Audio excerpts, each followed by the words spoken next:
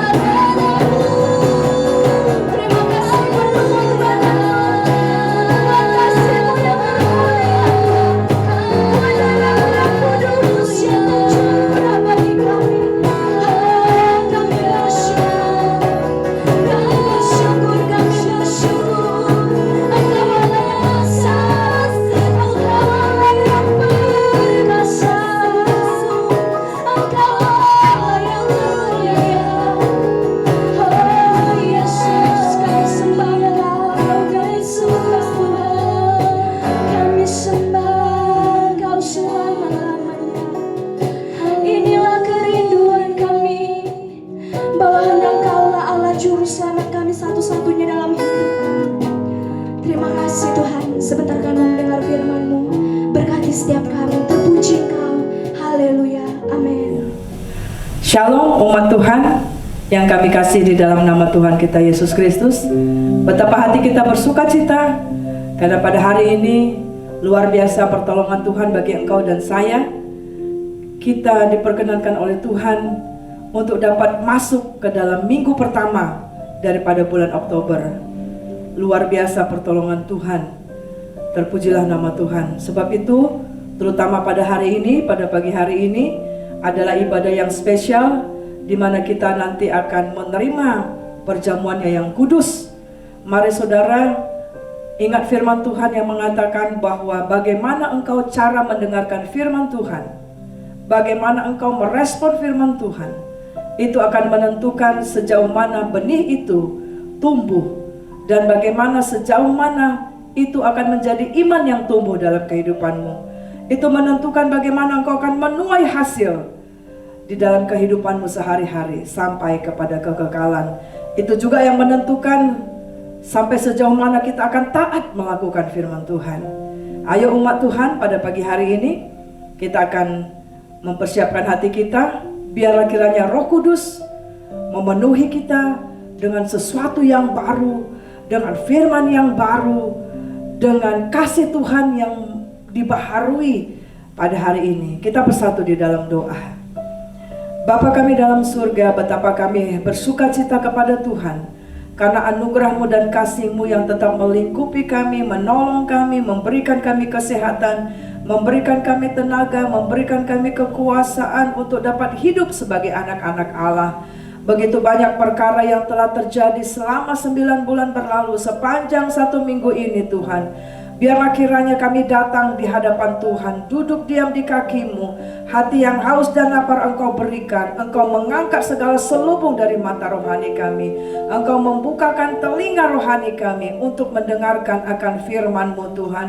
Roh Kudus menerangi setiap hati kami, sehingga apapun yang menjadi pergumulan, apapun yang menjadi tantangan, apapun yang sedang dihadapi oleh umat-Mu yang pada saat ini mendengarkan firman Allah, di rumah masing-masing atau di tempat kerja atau dimanapun, Tuhan berbicaralah, Tuhan jamahlah dengan kekuatan yang baru, dengan mujizat yang baru, dengan urapan yang baru. Dalam nama Yesus kami berdoa dan bersyukur. Haleluya, amin. Puji Tuhan saudara, mari kita akan buka firman Tuhan pada pagi hari ini di dalam Matius 26 ayat 36 sampai dengan 46. Maka sampailah Yesus bersama murid-muridnya ke suatu tempat yang bernama Getsemani. Lalu ia berkata kepada murid-muridnya, "Duduklah di sini, sementara aku pergi ke sana untuk berdoa." Dan ia membawa Petrus dan kedua anak Zebedeus sertanya. Maka mulailah ia merasa sedih dan gentar. Lalu katanya kepada mereka, "Hatiku sangat sedih, seperti mau mati rasanya. Tinggallah di sini dan berjaga-jagalah dengan aku." Maka ia maju sedikit lalu sujud dan berdoa, katanya, "Ya Bapakku, jikalau sekiranya mungkin, biarlah cawan ini lalu daripadaku. Tetapi janganlah seperti yang ku kehendaki, melainkan seperti yang Engkau kehendaki." Setelah itu ia kembali kepada murid-muridnya itu dan mendapati mereka sedang tidur. Dan ia berkata kepada Petrus, "Tidakkah kamu sanggup berjaga-jaga 1 jam dengan aku? Berjaga-jagalah dan berdoalah, supaya kamu jangan jatuh ke dalam pencobaan. Roh memang penurut, tetapi daging lemah." Lalu ia pergi untuk kedua kalinya dan berdoa, katanya, "Ya Bapakku, jikalau cawan ini tidak mungkin lalu, kecuali apabila aku meminumnya, jadilah kehendak-Mu." Dan ketika ia kembali pula, ia mendapati mereka sedang tidur, sebab mata mereka sudah berat. Ia membiarkan mereka di situ, lalu pergi dan berdoa. Untuk ketiga kalinya ia mengucapkan doa yang itu juga. Sesudah itu ia datang kepada murid-muridnya dan berkata kepada mereka, "Tidurlah sekarang dan istirahatlah. Lihat, saatnya sudah tiba bahwa Anak Manusia diserahkan ke tangan orang-orang berdosa. Bangunlah, marilah kita pergi. Dia yang menyerahkan aku sudah dekat." Saudara yang terkasih di dalam nama Yesus, hari ini kita akan memperingati bagaimana Tuhan Yesus telah mati bagi dunia ini, bagi aku dan engkau saudara. Karena begitu Dia mengasihi kita, begitu Dia mengasihi manusia yang diciptakan sesuai dengan segambar dengan rupanya Tuhan, dengan karakternya Tuhan. Tetapi ketika manusia itu jatuh dalam dosa saudara, maka tidak ada cara yang lain, tidak ada sesuatu siapapun yang bisa menyelamatkan manusia itu kecuali Allah sendiri yang menciptakan engkau dan saya turun ke dunia ini menjadi sama dengan manusia, supaya Dia memperkenalkan siapa Allah itu yang mengasihi manusia itu, siapa Allah itu yang mengasihi kita dengan sepenuh hati, dan Dia mau melepaskan kita dari kutuk dosa. Dia mau melepaskan kita dari pergumulan persoalan, dari beban pergumulan, dari ikatan dosa, dari intimidasi setan, dari apapun, karena Dia begitu mengasihi engkau dan saya. Dan itu juga membuat kedatangan Dia ke dunia untuk menebus kita dengan dosa, dari dosa kita di karyanya di kayu salib, juga membawa dampak kepada kehidupan yang kekal, yaitu siapapun di dunia ini, siapapun manusia di dunia ini, saudara, ketika dia tidak menerima kasih Tuhan yang luar biasa itu, saudara, maka dia tidak akan mungkin sampai kepada kekekalan, maka dia akan dibakar di neraka api, saudara. Nah, kita lihat di sini, saudara, betapa kasih Tuhan itu ketika Dia ingin menunjukkan kasih-Nya kepada kita umat ciptaannya, saudara, yang menjadi gambar dan rupanya itu, saudara. Cintanya, kasihnya yang tidak terbatas itu luar biasa Dia perjuangkan, luar biasa Dia melakukannya, saudara, lebih dari apa yang kita pikirkan. Firman Tuhan berkata, yang aku tidak mengkehendaki kematian orang fasik, tetapi yang aku kehendaki adalah pertobatannya. Nah, saudara yang terkasih dalam nama Yesus, pada hari ini saya memberikan judul, tema firman Tuhan adalah perjuangan cinta. Nah, saudara yang terkasih dalam nama Yesus, siapa ini anak muda yang sedang jatuh cinta? Atau bapak dan ibu mungkin masih ingat ketika engkau pertama sekali sedang jatuh cinta, sehingga engkau memutuskan untuk menikah dengan suamimu yang sekarang, dengan istrimu yang sekarang. Nah, saudara yang terkasih di dalam nama Yesus, setiap orang itu mudah jatuh cinta. Karena sering bersama-sama bisa jatuh cinta. Karena dia suka bernyanyi, maka ketika dia menjumpai ada seorang pria atau wanita yang suaranya bagus, waduh, saudara, hatinya langsung bergetar-getar, seperti gitu. Bisa jatuh cinta. Ketika dia senang olahraga, maka ketika si cowoknya dia lihat sedang menjamsut masuk bola basket itu ke atas, shoot, waduh, tidak bergeming, saudara.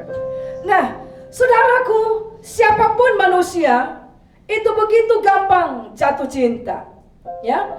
Sehingga saudara, kalau tidak dijaga, semua orang bisa dicintai, gawat, ya. Nah, tetapi saudara, tidak setiap orang mempunyai komitmen untuk menjaga cintanya, saudara. Tetapi dia mempunyai impian, memiliki cita-cita supaya cintanya itu, saudara, dengan siapa dia berbagi cinta, itu adalah long lasting love, cinta yang selamanya. Tetapi saudara, dalam kenyataannya kita melihat manusia itu gampang jatuh cinta, tetapi tidak mau untuk memperjuangkan cintanya. Sehingga kita lihat pada zaman sekarang ini, di mana kita hidup, bisa kita lihat begitu banyak perceraian, begitu banyak perselingkuhan. Nah, hasil penelitian dikatakan di kantor KUA, saudara, bahwa di zaman masa corona yang sekarang ini, yang sekarang sudah berjalan berapa bulan? 6 bulan lebih, ya saudara, itu dikatakan tingkat perceraian itu semakin tinggi, saudara. Nah, kenapa seperti itu? Nah, saudaraku yang terkasih, di dalam nama Yesus, mari kita akan belajar di dalam hari ini. Ada sesuatu hal yang ingin Tuhan baharui. Bagaimana cinta kita kepada suami kita, cinta kita kepada istri kita, cinta kita, kasih kita kepada anak-anak kita, cinta kita kepada orang tua kita, cinta kita kepada gerejanya Tuhan. Apakah setelah masa corona ini, karena sudah 6 bulan tidak pernah pergi ke gereja, tidak ada lagi di gedung gereja, apakah masih ada gelora cintamu, kasihmu untuk tidak tahan datang ke rumah Tuhan? Atau saudara, engkau jadi menjadi suam-suam kuku, atau bahkan tidak ada semangat saudara, tidak berdoa lagi, tidak beribadah lagi walaupun di rumah saudara, karena gak menjumpai teman-teman yang lain. Bagaimana cintamu, geloramu ketika kita sebagai berbangsa dan bernegara? Kita tahu juga saudara, di dalam berbangsa dan bernegara saudara, begitu banyak goncangan-goncangan di negara ini. Bahkan kalau kita lihat 30 September adalah menjadi peringatan bagi bangsa ini, di mana bangsa kita diuji bagaimana kita cinta kepada dasar negara kita, yaitu Pancasila. Di mana terjadi pemberontakan G30 SPKI, dan 1 Oktober juga menjadi disebutkan kesaktian Pancasila sebagai wujud bahwa orang-orang Indonesia mempunyai komitmen, mempunyai cinta yang luar biasa untuk dasar negaranya, sehingga dia berjuang mati-matian membela bangsa dan negaranya saudara. Nah saudara yang terkasih di dalam nama Yesus, kita tadi telah membaca di dalam Matius 26 ayat 36 sampai dengan 46. Ada sesuatu yang baru yang ingin Tuhan sampaikan kepada kita di awal bulan Oktober ini. Nah, saudaraku yang terkasih dalam nama Yesus, sebelum kita masuk kepada hal itu, mari kita akan melihat saudara, di dalam nikah rumah tangga saudara. Ketika pria dan wanita menikah saudara, maka saudara dia tidak melihat adanya perbedaan, adanya kekurangan dari calon prianya, dari calon wanitanya, sehingga ketika ditanya apakah engkau ketika berdiri di hadapan gembala, ketika berdiri di hadapan pendeta, disaksikan oleh jemaat, disaksikan oleh keluarga besar kedua belah pihak, ketika ditanya apakah engkau bersedia menerima si Anu menjadi istrimu yang sah, apakah engkau bersedia menerima si Anu sebagai suamimu yang sah, maka dengan cepat, spontanitas, masing-masing akan berkata, yes, saya bersedia. Ya. Dan janji nikah itu berkata, apakah engkau bisa menerima dia di dalam suka dan duka, di dalam sehat dan sakit, di dalam kebaikan atau ketidakbaikan. Nah, maka saudara, saya tidak mengerti apakah pasangan itu ketika menyatakan janji itu, yes, saya bersedia menerima dia dalam kondisi apapun, apakah itu dilupakan saudara? Sebenarnya perkataan itu menunjukkan apa saudara? Bahwa ketika memulai nikah rumah tangga saudara, mulai bersatu, maka mulailah apa saudara? Mulailah ada gejolak-gejolak dalam ujian cinta saudara. Makanya di dalam pemberkatan itu dikatakan apa saudara?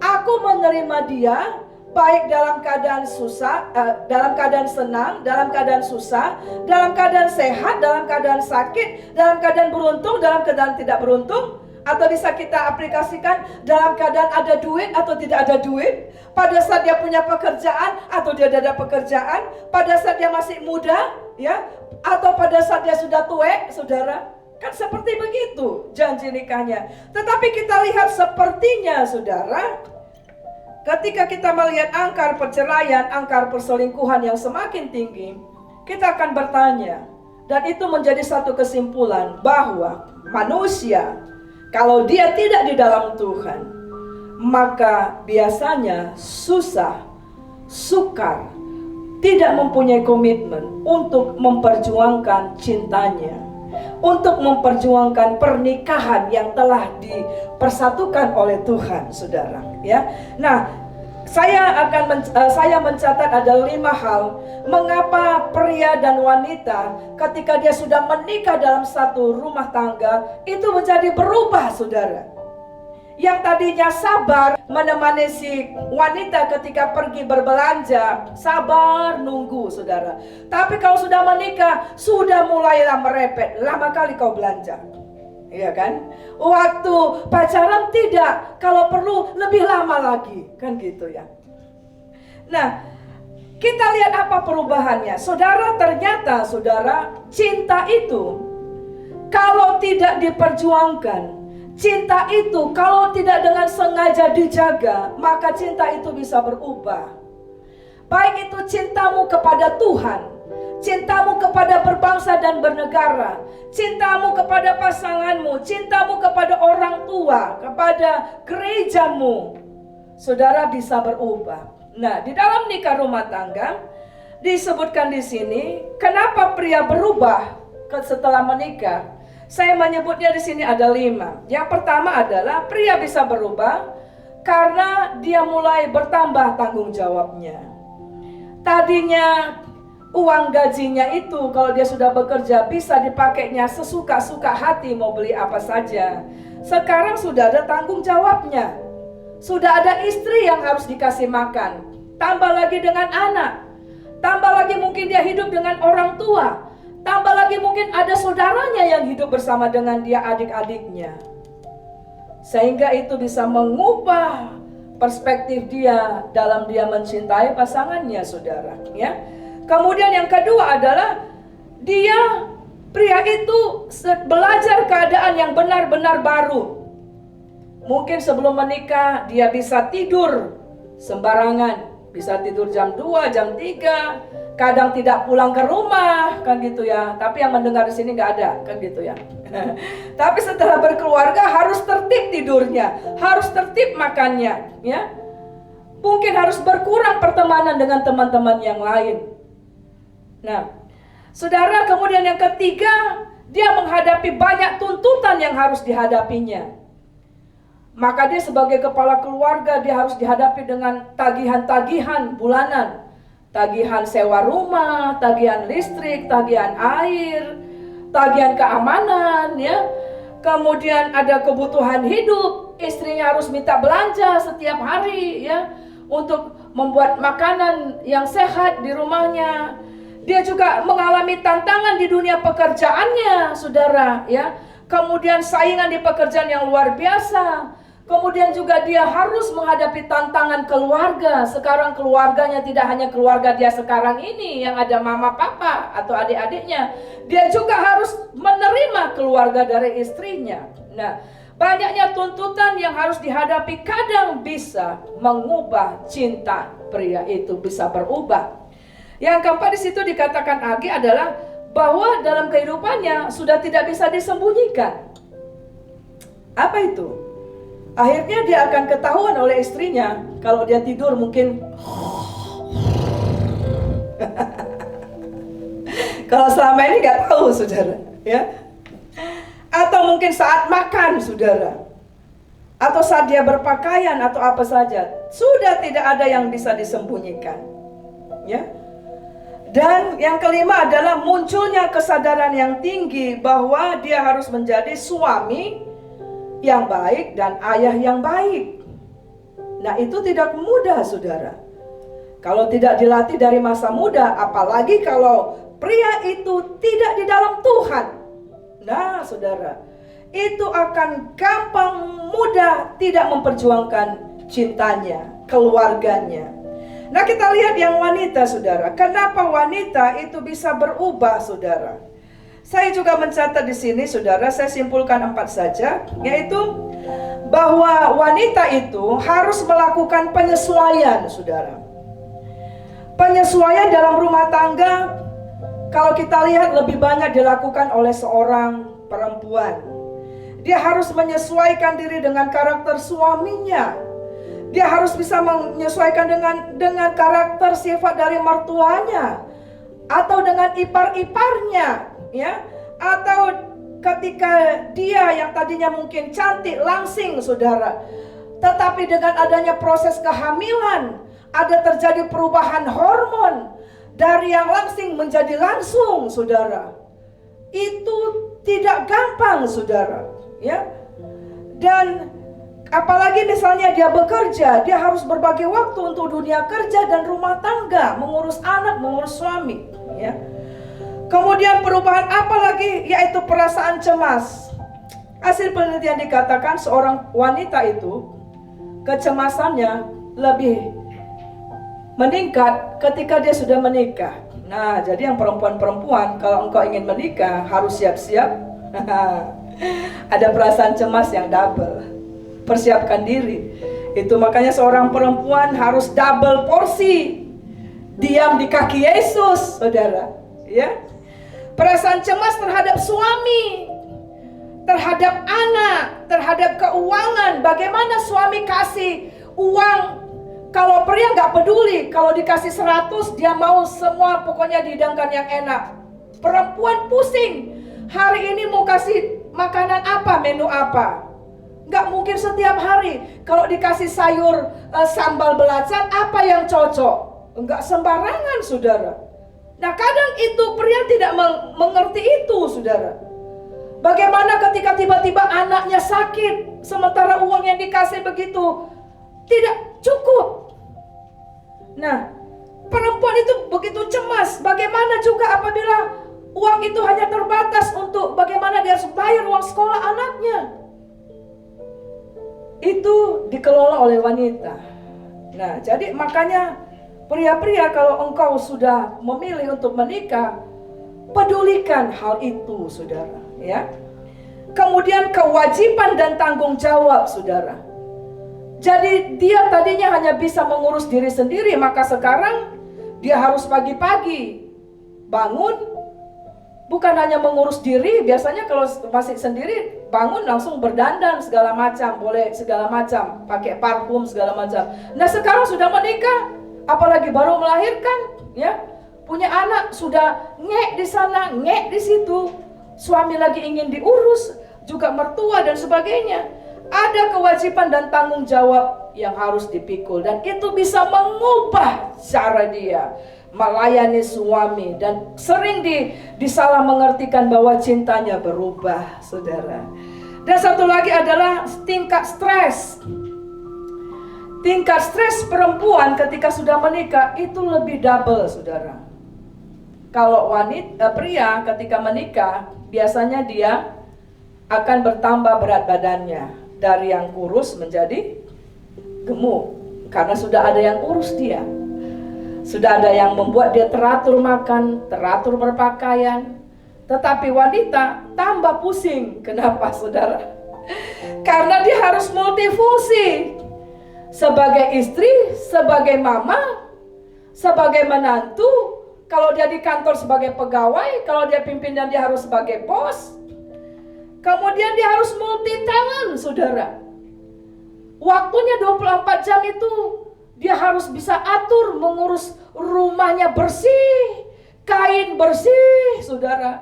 Makanan terhidang baik, urus anak-anak baik, menemani PR, ngantar sekolah, menyiapkan makanan, melayani suami, double stress. Nah, jadi saudara, bagi anak-anak muda, baik pria dan wanita, harus menyadari itu, saudara. Sekali lagi, terutama yang perempuan. Jadi makanya kita lihat di situ betapa penting baik pria maupun wanita menyadari bahwa kita bisa melakukan itu ketika kita mempunyai persekutuan yang erat dengan Tuhan.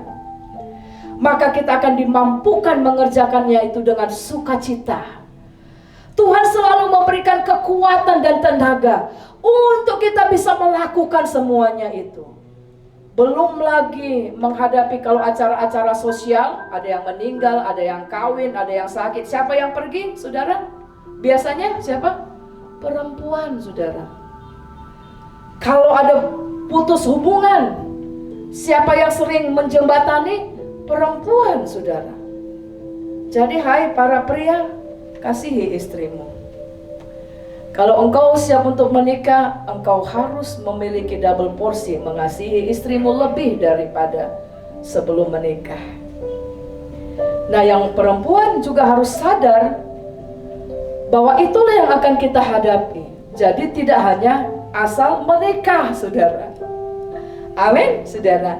Dan kita lihat dalam nikah rumah tangga, saudara, itu pasti ada kesedihan-kesedihan, ada kegentaran-kegentaran. Bahkan ada kadang di dalam satu posisi, satu situasi di mana rasanya ingin mau mati saja rasanya untuk melakukan semuanya itu. Bahkan ada mungkin rasa kecewa yang begitu mendalam. Seolah-olah kita menghadapi semuanya itu dengan sendiri. Seakan-akan kita pengen lari dari itu semua. Tetapi saudara, pada hari ini kita mau meneladani sikap Yesus Kristus. Sikap Allah yang kita sebut adalah Bapa kita, yang mengajarkan kita nilai penting, saudara. Bahwa kalau kita menyatakan bahwa kita adalah istri dari si Anu, suami dari si Anu, anak dari si Bapak A dan B, saya sebagai warga negara, saudara, ketika itu semua cinta kita itu, kasih kita itu, semua pasti akan mengalami banyak tantangan, saudara. Banyak gelombang, saudara, ya. Dan itu akan membuat warna-warni dalam kehidupan kita. Itu akan membuat kita semakin dewasa. Itu akan semakin membentuk karakter-karakter yang di dalam kita. Dan sepanjang hidup kita tidak mungkin memiliki persamaan, saudara, di dalam keluarga. Menikah bukan berarti untuk kita sama, tetapi bagaimana kita menciptakan kehidupan yang rukun, saudara, sehingga Tuhan menimbulkan berkat. Nah, saudara yang kekasih di dalam nama Yesus, demikian juga kita baca tadi di dalam kisah di dalam Matius 26 ayat 36 sampai 46 tadi, yaitu apa, saudara? Bahwa ketika Yesus ada di Taman Getsemani bersama murid-muridnya, Petrus, Yakobus, dan Yohanes. Ini 3 murid yang selalu ada di bawahnya bersama-sama, saudara. Ini tim intinya dari 12 itu. Ini tim intinya. Ketika Yesus juga berdoa di atas gunung dan dia dipermuliakan, ini juga, saudara. Ketika Yesus ingin membangkitkan seseorang, ini juga timnya. Nah, ketika Yesus sedang berjuang di Taman Getsemani dari 12 itu, mereka ini yang dibawa, saudara. Nah, apa yang kita pelajari, saudara, dalam Matius 26 itu? Yaitu bahwa, saudaraku, bahwa cinta sejati itu diperjuangkan. Yesus tahu, karena dia adalah Allah, saudara. Dia 100% manusia, ya, tapi dia juga 100% Allah. Maka dia tahu apa yang akan dialaminya, saudara, sebelum dia melakukan karya di kayu salib. Dia harus mengalami apa, saudara? Dia harus dicemooh, dia harus dilempar ke Pilatus, ke Herodes, dibola-bola, difitnah, banyak tuduhan-tuduhan yang berat, dicaci maki, ya, disiksa, saudara, dicambuk. Bahkan kalau kita lihat, saudara, dia ditelanjangi, saudara. Dipermalukan luar biasa, saudara. Bahkan dia ditinggalkan oleh murid-muridnya. Tetapi satu hal Yesus sedang menyatakan, bahwa ketika Allah mengasihi engkau dan saya, maka dia tidak akan undur dari banyak pun tantangan yang harus dihadapinya. Walaupun begitu berat dan menyakitkan, saudara, tetapi dia mengajarkan kepada kita bahwa ketika dia mengasihi kita sebagai anaknya, maka dia benar-benar boleh memperjuangkan itu, saudara. Sehingga ayat itu berkata, Tuhan, seandainya ini tidak bisa berlalu kecuali aku meminumnya. Perkataan itu menunjukkan bahwa Tuhan Yesus, aku harus, Allahku, ya, Yesus berkata, Allahku, aku harus memperjuangkan kasih ini yang telah menjadi bebanku untuk menyelamatkan seisi manusia. Sehingga dia boleh menyelesaikan itu sampai di kayu salib. Nah, saudara yang terkasih di dalam nama Yesus, cinta yang sejati itu mengalami ujian-ujian. Nah, kita akan lihat di dalam kitab Matius 26 ini, saudara. Saya mencatat ada 4, saudara. Yaitu apa? Di dalam Matius 26 ayat 37b, Yesus mengatakan, atau ayat itu menuliskan, maka mulailah ia merasa sedih dan gentar, saudara. Dia merasa sedih melihat bagaimana orang-orang yang sudah dilayaninya selama 3 tahun setengah, saudara. Orang-orang yang sudah menerima kabar sukacita, yang sudah diberikan makan, mengalami mujizat-mujizat, tapi itu yang membawa dia ke kayu salib. Para ahli Taurat, orang-orang Farisi, orang-orang agamawi, dia melihat, mengerti firman, tapi orang-orang itu yang juga membawa dia kepada kayu salib. Dan itulah yang membuat dikatakan, saudara, ada kesedihan di dalam hatinya, ada kegentaran dia, ada ketakutan yang luar biasa dia secara jasmani, saudara. Ujian yang pertama dalam hidup ini, dalam kita memperjuangkan cinta kita dalam apapun, pasti ada kesedihan dan kegentaran, saudara. Di dalam nikah rumah tangga, di dalam kita membesarkan anak-anak, di dalam kita berbangsa dan bernegara, di dalam kita penggembalaan, di situ pasti ada air mata, saudara. Pasti di situ ada kadang kegentaran, ketakutan, kecemasan kita. Yang kedua adalah ujiannya, kesedihan itu tidak hanya di atas permukaan, tetapi dalam Matius 26 ayat 38, Yesus berkata begini, saudara, hatiku sangat sedih. Kalau tadi pertama hanya sedih dikatakan, mulai sedih ya. Tapi ini dikatakan hatiku sangat sedih, seperti mau mati rasanya. Artinya sudah tidak berdaya sama sekali, saudara. Nah, ujian yang berikut adalah adanya kesedihan yang mendalam seperti mau mati rasanya. Makanya kita lihat ketika Yesus di Taman Getsemani, saudara, Yesus itu sepertinya galau. Dia tidak konsen untuk berdoa, saudara. Dia bolak-balik sampai 3 kali. Dia menghentikan doanya, dia pergi melihat muridnya. Masih tidur juga, masih. Yesus sudah doa, muridnya masih ngorok. Ya. Nah, yang ketiga apa, saudara? Ujian yang berikut adalah di dalam Matius 26 ayat 39 dia katakan, ya Bapakku, jikalau sekiranya mungkin, biarlah kiranya cawan ini lalu daripadaku. Ini adalah ujian di mana secara manusianya dia sebenarnya ingin meluapkan, ingin keluar, ingin lepas segera dari masalah, dari hal yang akan dihadapikan yang begitu mengerikan itu, saudara. Yang dimana seorang manusia tidak pernah mengalaminya kecuali Yesus, saudara. Yang keempat, ujian cinta adalah Matius 26 ayat 40. Dia berkata begini, firman itu berkata begini, setelah itu ia kembali kepada murid-muridnya itu dan mendapati mereka sedang tidur. Dan ia berkata kepada Petrus, tidakkah kamu sanggup berjaga-jaga 1 jam dengan aku? Apa ujian yang keempat dalam memperjuangkan cintanya di dalam mengasihi kita? Yaitu sebenarnya di situ dikatakan ada perasaan kekecewaan karena sepertinya dia berjuang sendiri menghadapinya. Dia membawa tim, dia membawa Yakobus, Yohanes, Petrus bersama-sama untuk berdoa sebenarnya, untuk bergandengan tangan bersama-sama. Tetapi dia kecewa, saudara, karena yang berdoa hanya sendiri. Muridnya tertidur, saudara. Sudah pun dibanguni, masih tidur. Ada kekecewaan, sepertinya dia berjuang sendiri menghadapi persoalan. Saudara, ketika engkau mengalami ujian yang seperti disebutkan tadi, Yesus telah melaluinya dan memberikan teladan kepada kita bahwa kita harus menang terhadap semuanya itu.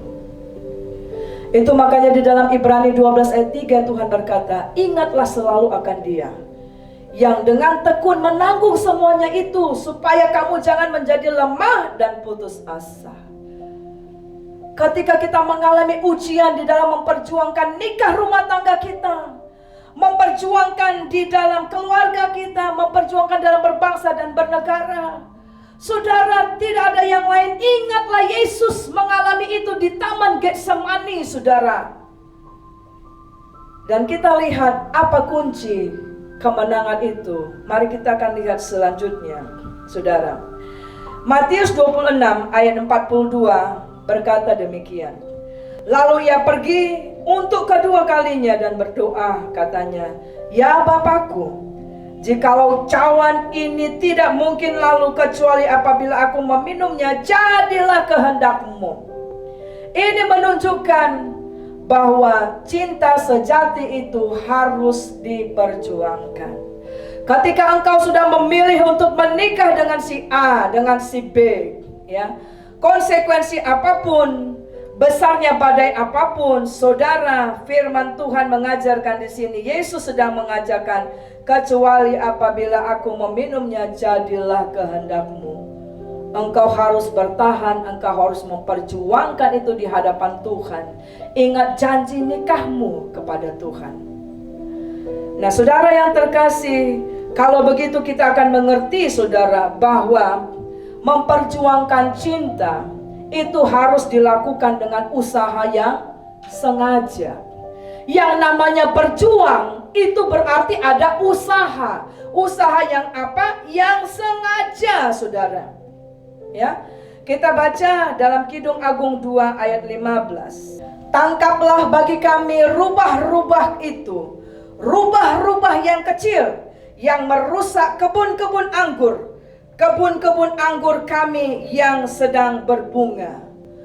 Salomo sedang mengingatkan di dalam Kidung Agung ini, saudara, bahwa kebun anggurnya yang sedang berbunga, yang nanti akan berbuah, itu ada rubah-rubah kecil yang ingin merusakkan buahnya.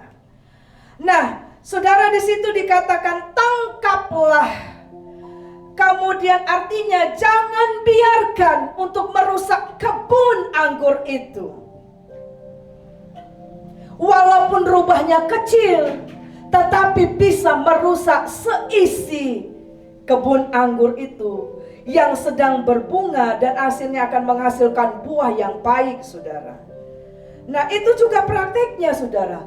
Di dalam kita mengasihi Tuhan, sekecil apapun yang membuat engkau menjadi tidak mempertahankan imanmu, firman Tuhan berkata, tangkaplah, jangan izinkan, jangan anggap sepele. Karena itu bisa merusak imanmu, pengikutanmu, kesetiaanmu, ketaatanmu untuk mengikut Yesus sampai akhir kehidupanmu, saudara. Dan itu harus dilakukan. Kalau dikatakan tangkaplah, itu berbicara apa, saudara? Harus diperjuangkan dengan senjata, dengan sengaja maksudnya, ya.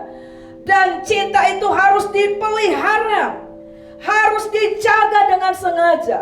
Sesuatu yang tidak dijaga akan hilang, saudara. Sesuatu yang tidak dipelihara, yang tidak diperjuangkan pasti rusak, saudara. Apapun itu, saudara.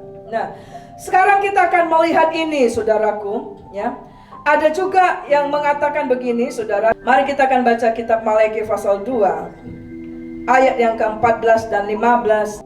Atau lebih baik saya baca ayat yang ke-13. Dan inilah yang kedua yang kamu lakukan. Kamu menutupi mezbah Tuhan dengan air mata, dengan tangisan dan rintihan. Oleh karena ia tidak lagi berpaling kepada persembahan dan tidak berkenan menerimanya dari tanganmu. Baru ayat 14 berkata, dan kamu bertanya oleh karena apa? Oleh sebab Tuhan telah menjadi saksi antara engkau dan istri masa mudamu, yang kepadanya engkau telah tidak setia, padahal dialah teman sekutumu dan istri seperjanjianmu. Ayat 15, bukankah Allah yang esa menjadikan mereka daging dan roh? Dan apakah yang dikehendaki kesatuan itu? Keturunan ilahi. Jadi jagalah dirimu, janganlah orang tidak setia terhadap istri dari masa mudanya. Maksudnya apa? Bukan istri muda ya, saudara. Jangan salah baca Alkitab ya, saudara. Istri dari masa mudanya, bukan istri mudanya, oke? Jangan pleset-plesetkan Alkitab. Maksudnya apa, saudara? Kadang persembahan kita, kadang doa kita tidak dijawab karena kita tidak memelihara, tidak memperjuangkan cinta kita mula-mula, kasih kita mula-mula di dalam nikah rumah tangga, saudara. Di dalam hubungan kita juga dengan Tuhan. Itu maksud ayat ini. Kita tidak setia kepada istri masa muda kita. kita sudah meninggalkan kesetiaan dalam persekutuan dengan Dia, ada yang lain. Ada baal-baal yang lain sehingga cintamu kepada Allah tidak lagi segelora, sebegitu semangatnya seperti ketika engkau jatuh cinta pertama kali kepada Tuhan. Ketika kita dalam posisi seperti itu, dikatakan persembahan kita tidak diterima oleh Tuhan, doa tidak dijawab oleh Tuhan. Ketika nikah rumah tangga juga seperti begitu, saudara. Dikatakan berkat itu tidak turun, saudara. Nah, saudara yang terkasih dalam nama Yesus, ada 4 hal yang kita belajar, bahwa Tuhan mengajarkan kita bahwa perjuangan cinta itu adalah satu usaha yang dilakukan dengan sengaja. Apa yang pertama, saudara? Yang pertama adalah hal yang utama dan terutama adalah di dalam Matius 26 ayat 41, yaitu berdoa. Kunci kekuatan kita untuk tidak jatuh pada saat ujian cinta itu dilakukan, baik itu menguji cinta kita kepada Tuhan, cinta kita kepada pasangan, cinta kita kepada bangsa dan negara, cinta kita pada gereja Tuhan, cinta kita di dalam pelayanan Tuhan, adalah ketika kita tetap menjaga api doa itu tetap menyala, saudara. Berdoa, mengerti bahwa hal yang utama dan terutama di dalam menyelesaikan masalah ujian-ujian cinta, saudara, ujian-ujian pergumulan dalam hidup ini adalah ketika kita tetap memiliki mezbah doa, saudara. Karena ketika kita berdoa, itu kita berarti kita tetap connect kepada surga, saudara. Ketika kita connect kepada surga, betapa besar pun gelombang itu, saudara, betapapun kita di dalam perahu yang teroleng-oleng itu, kita tahu ada Yesus di dalamnya. Dan Yesus akan bangun dan berkata, "Hai angin dan topan, diamlah dan tenanglah." Luar biasa. Kita baca Yeskiel 22 ayat 30. Apa yang dikatakan di sana, saudaraku? Aku, A-nya huruf besar, Allah, ya. Aku mencari di tengah-tengah mereka seorang yang hendak mendirikan tembok atau yang mempertahankan negeri itu di hadapanku, supaya jangan kumusnahkan, tetapi aku tidak menemuinya. Di sini tegas sekali di dalam kepada Yeskiel, Tuhan berkata, kalau pada masa itu orang Israel mengalami kekacauan yang luar biasa, mengalami penindasan, mengalami kekacauan, mengalami dalam begitu banyak hal-hal yang luar biasa mereka alami, baik segala fisik maupun ibadah mereka yang harus tidak bisa lagi ke Yerusalem. Tetapi Tuhan berkata, aku mencari seorang di tengah mereka yang hendak mendirikan tembok. Ternyata ketika kita memiliki kehidupan doa, saudara, itu seperti tembok yang memagari dan menutup dari serangan setan. Suamimu, anakmu, nikah rumah tanggamu, pelayananmu, bangsa dan negara ini. Wow, saudara, luar biasa, ya. Dan Tuhan katakan, atau mempertahankan negeri. Jadi rupanya, saudara, ketika kita memiliki doa sebagai hal yang utama dan terutama, itu adalah satu kekuatan di mana pasukan surga bersama-sama dengan kita mempertahankan, membela kita, sehingga kita bisa keluar dari pergumulan dan persoalan ujian cinta itu, saudara.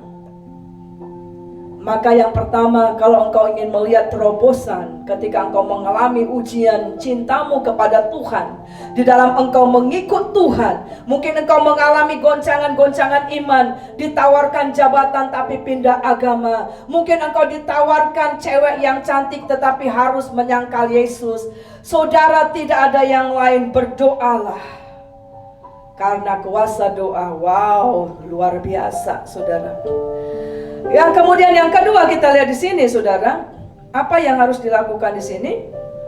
Yaitu yang kedua, kita melihat di sini, Yesus tetap menjaga kesehatian dari timnya, saudara. Ya, kesehatian tim.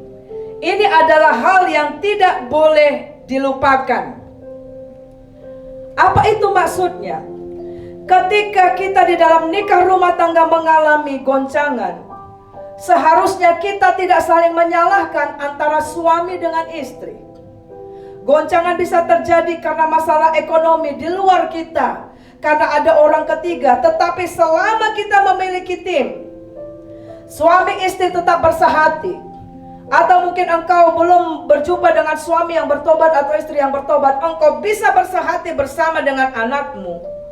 Atau mungkin engkau tidak mendapati itu, tetapi engkau ada tim di gereja yang mendukungmu, saudara. Itu adalah kunci yang kedua, hal yang tidak boleh dilupakan.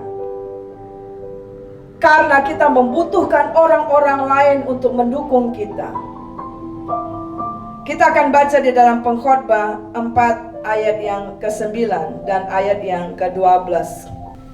Berdua lebih baik daripada seorang diri, karena mereka menerima upah yang baik dalam jerih payah mereka. Karena kalau mereka jatuh, yang seorang mengangkat temannya. Tetapi wahai orang yang jatuh yang tidak mempunyai orang lain untuk mengangkatnya.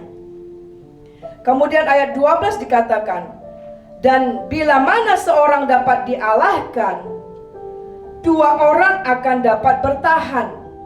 Tali 3 lembar tidak mudah diputuskan. Itu sedang berbicara apa, saudara? Bahwa doa korporat, bahwa dukungan orang-orang terutama adalah yang dimaksud ini adalah orang-orang yang di dalam Tuhan, saudara. Dan juga kesehatian dalam nikah rumah tangga, suami istri, orang tua, anak, atau siapa saja. Itu dikatakan tidak akan dapat dikalahkan, tidak akan dapat diputuskan.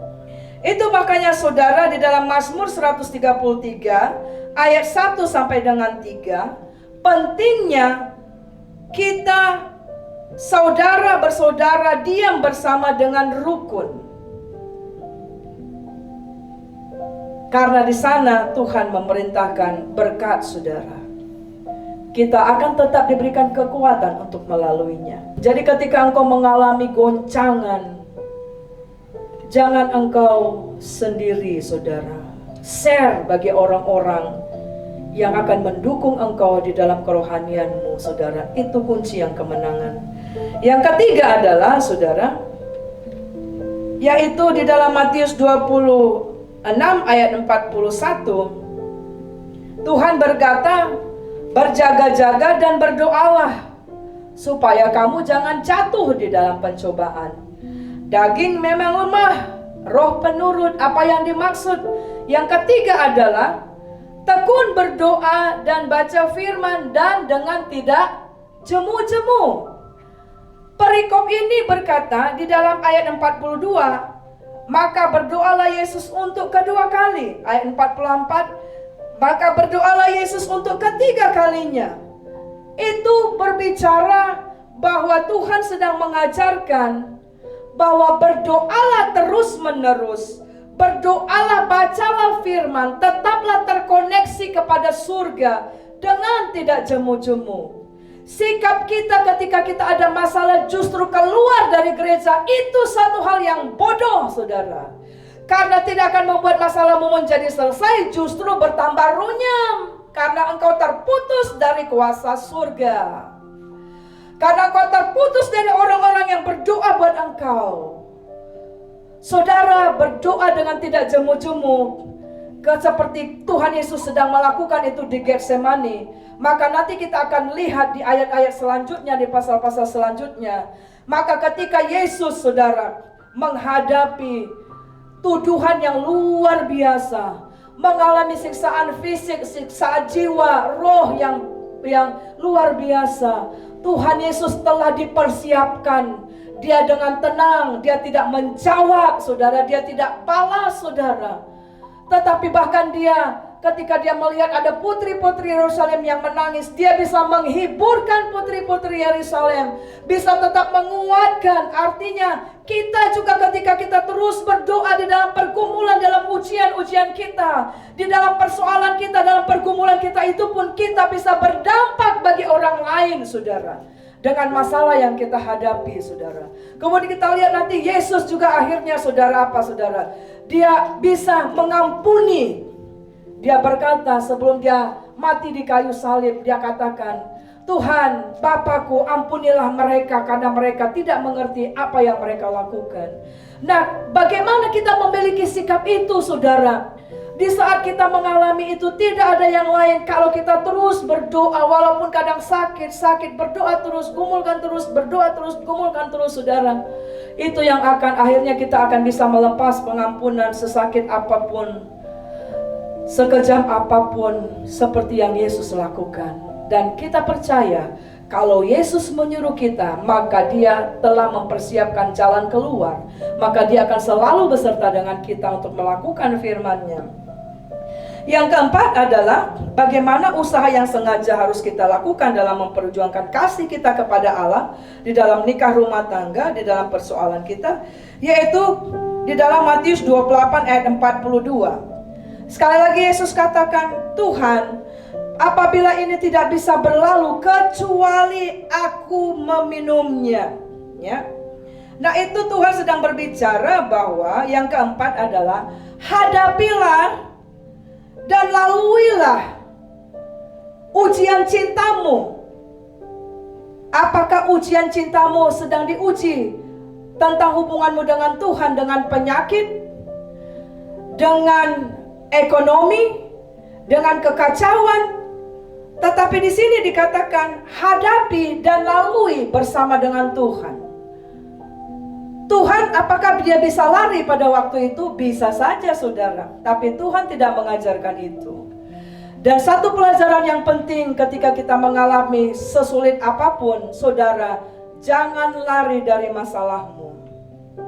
Karena ketika engkau lari, masalahmu akan mengejar engkau sampai kemanapun engkau. Bahkan nanti setelah sampai bertahun-tahun, masalah yang lalu itu kalau engkau tidak selesaikan akan mengejar engkau di masa yang sekarang ini.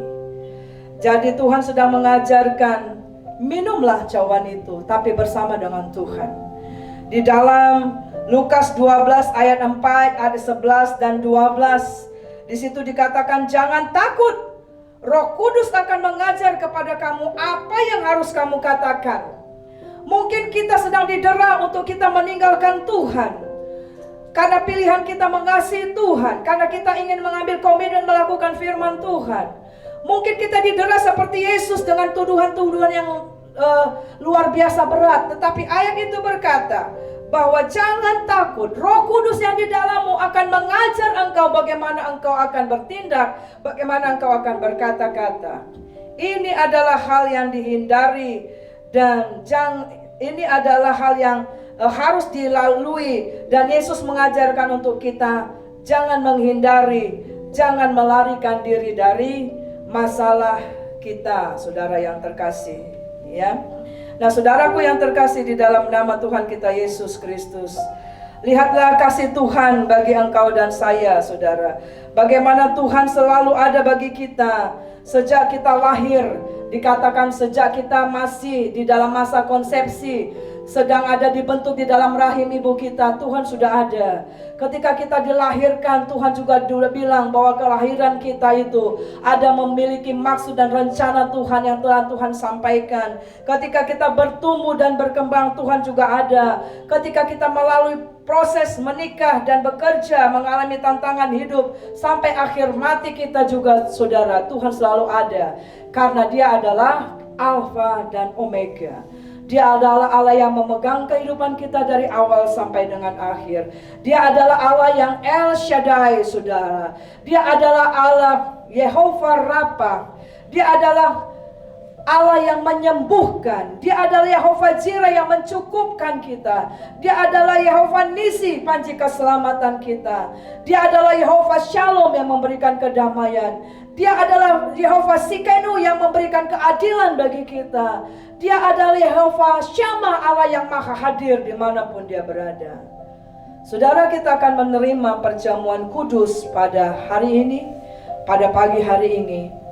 Ingatlah firman Tuhan ini bahwa sebelum Yesus melakukan karyanya di kayu salib, itu menunjukkan bahwa tidak mudah sebenarnya bagi dia untuk sampai ke salib, saudara.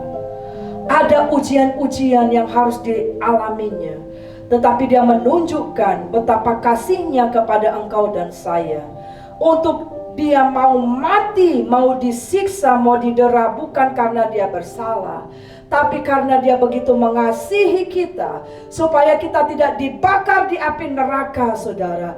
Supaya kita juga mengalami kebebasan selama kita hidup di dunia ini, mengalami kerajaan Allah juga, saudara. Ketika kita mengalami masih di dunia ini, kita menghancurkan iblis dan tipu muslihatnya. Oleh bilurnya kita disembuhkan, saudara. Kita boleh berkemenangan dari kemenangan kepada kemenangan. Ujian boleh ada, tetapi Yesus ada di sana. Perahu boleh dihadapi oleh dengan badai gelombang yang luar biasa, tapi Yesus ada di sana.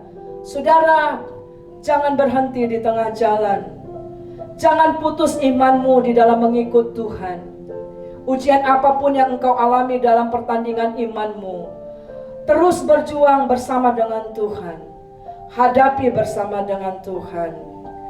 Apa yang sedang engkau alami di dalam nikah rumah tanggamu, apa yang kita alami di dalam berbangsa dan bernegara, ujian-ujian itu semua, terus berjuang. Ada Yesus, ada Roh Kudus, ada pasukan malaikat Tuhan yang berkemah sekeliling rumah di mana kita berada. Dia selalu berada dimanapun kita berada. Puji Tuhan. Mari siapkan hati kita untuk menerima perjamuan yang kudus, saudara.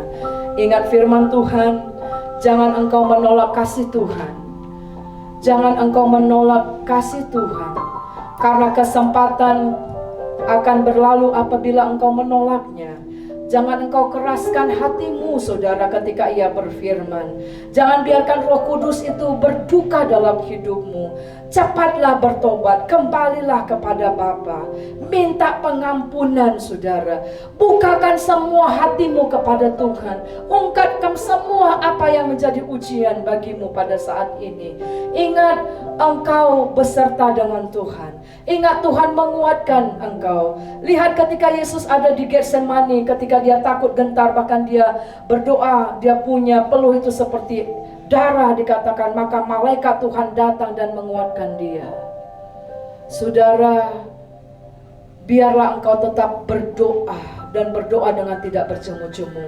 Biarlah kiranya engkau tetap membangun tim kesehatian, saudara. Tidak menyalahkan satu dengan yang lain, saudara, tapi membangun satu dengan yang lain. Dan hadapi semua dengan kasih karunia Tuhan. Pasti kita akan berkemenangan di dalam nama Yesus, nama yang berkuasa.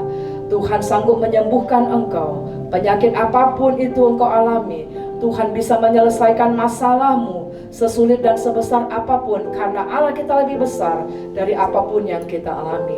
Haleluya. Mari kita akan persiapkan hati kita untuk perjamuan yang kudus. Tuhan Yesus, kami merenungkan firman-Mu, Tuhan. Betapa Tuhan mengajarkan kami kasih Tuhan luar biasa di dalam memperjuangkan kasih-Mu kepada kami untuk menyelesaikan itu di kayu salib. Tolong kami menghargai kasih-Mu kepada kami. Tolong kami juga menjadi teladan di dalam kami menghadapi perjuangan-perjuangan cinta kami di dalam nikah rumah tangga, dalam hubungan kami dengan Tuhan, di dalam apapun. Kami akan diteguhkan oleh perjamuan-Mu yang kudus. Selidiki hati kami, Tuhan. Dalam nama Yesus kami akan sambut perjamuan-Mu yang kudus. Haleluya. Amin. Saudara yang terkasih dalam nama Yesus, di dalam Matius 26 ayat 26 sampai dengan 28, ketika Yesus melakukan penetapan perjamuan malam, saudara, Yesus mengatakan bahwa ambillah makanlah tubuhku. Tuhan gak bilang roti ini adalah lambang, tapi Tuhan bilang inilah tubuhku. Apa maksudnya saudaraku? Ketika kita memakan roti ini dan kita memakannya masuk ke dalam tubuh kita, itu berarti bahwa tubuh Yesus, hadirat Tuhan, bagian Yesus ada di dalam tubuh kita. Sehingga itu menunjukkan apa? Tubuh Yesus yang penuh dengan bilurnya itu berkuasa.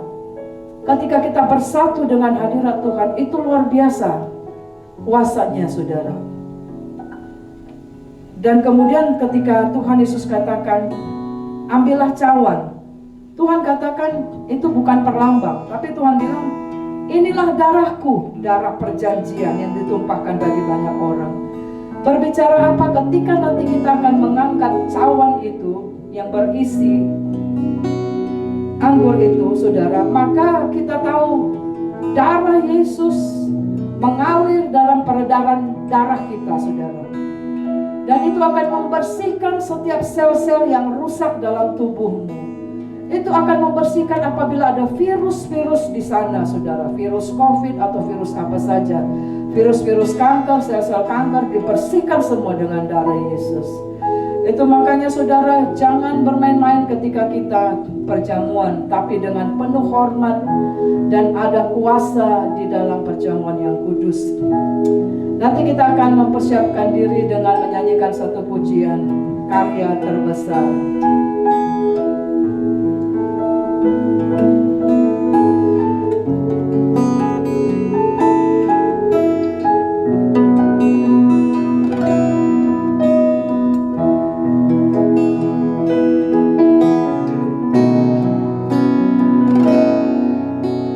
Kasih yang terindah,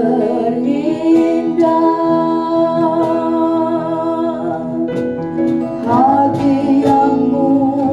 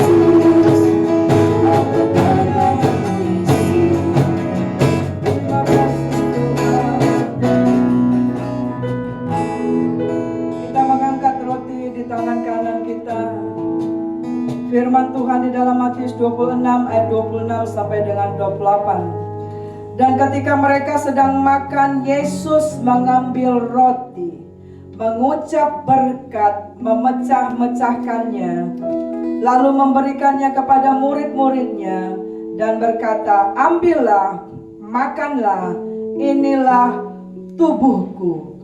Haleluya.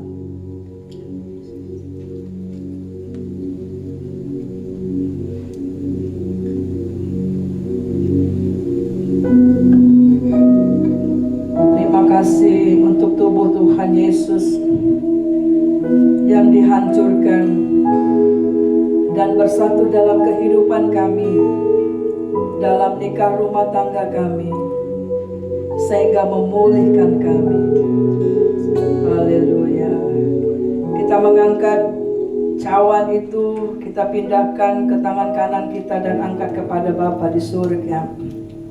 Sesudah itu ia mengambil cawan, mengucap syukur, lalu memberikannya kepada mereka dan berkata, minumlah kamu semua dari cawan ini, sebab inilah darahku, darah perjanjian yang ditumpahkan bagi banyak orang untuk pengampunan dosa. Mari mengucap syukur untuk tubuh dan darah Kristus. Haleluya. Dalam nama Yesus.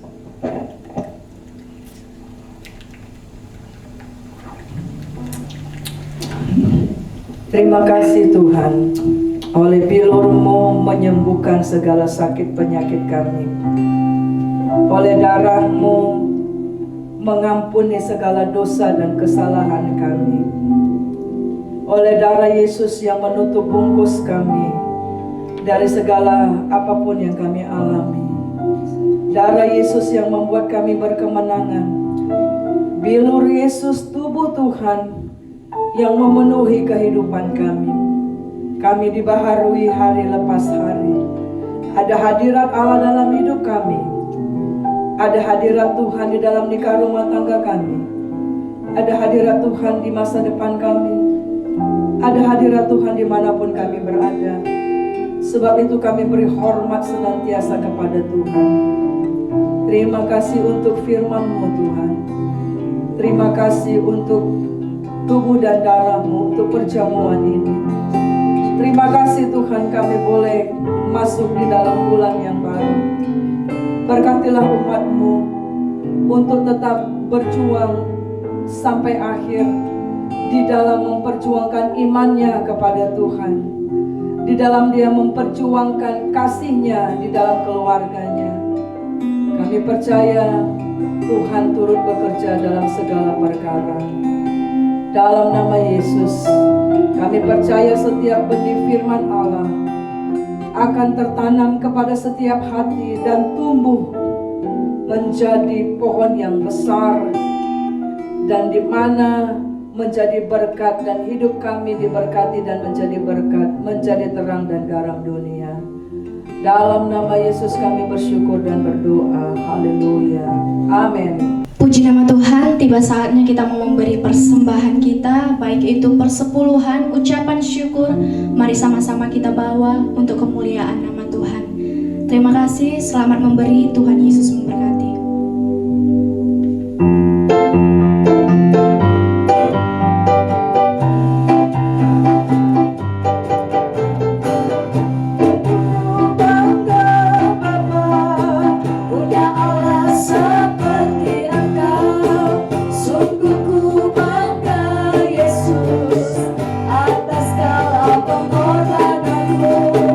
Tak ingin aku hidup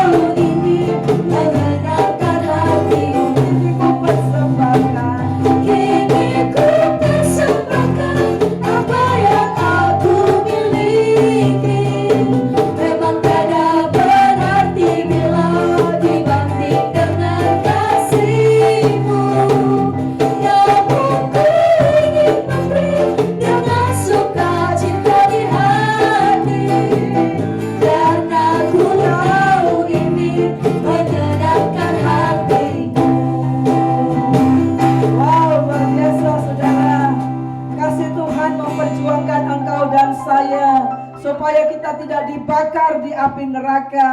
Sebab itu hiduplah di dalam kasih Tuhan yang melimpah-limpah. Kiranya kasih Tuhan melimpah-limpah dalam hidupmu. Kasih Tuhan melimpah-limpah dalam rumah tanggamu. Sehingga hidup kita boleh berkemenangan di dalam ujian-ujian apapun yang kita alami. Mari kita akan berdoa bersama-sama mengakhiri ibadah kita pada hari ini. Dengan bersama-sama berdoa yang Tuhan ajar bagi kita. Doa Bapa kami. Bapa kami yang di surga, dikuduskanlah nama-Mu. Datanglah kerajaan-Mu, jadilah kehendak-Mu di bumi seperti di surga. Berilah kami pada hari ini makanan kami yang secukupnya, dan ampunilah kami akan kesalahan kami, seperti kami juga mengampuni orang yang bersalah kepada kami. Dan janganlah membawa kami dalam pencobaan, tetapi lepaskanlah kami daripada yang jahat. Karena Engkau yang punya kerajaan dan kuasa dan kemuliaan sampai selama-lamanya. Amin. Kita terima berkat daripada Allah. Tangan Tuhan yang berkuasa itu diletakkannya di atas kepalamu, di atas sakit penyakitmu, di dalam nikah rumah tanggamu, bagi bangsa dan negara ini. Terimalah berkat yang daripada Tuhan. Kasih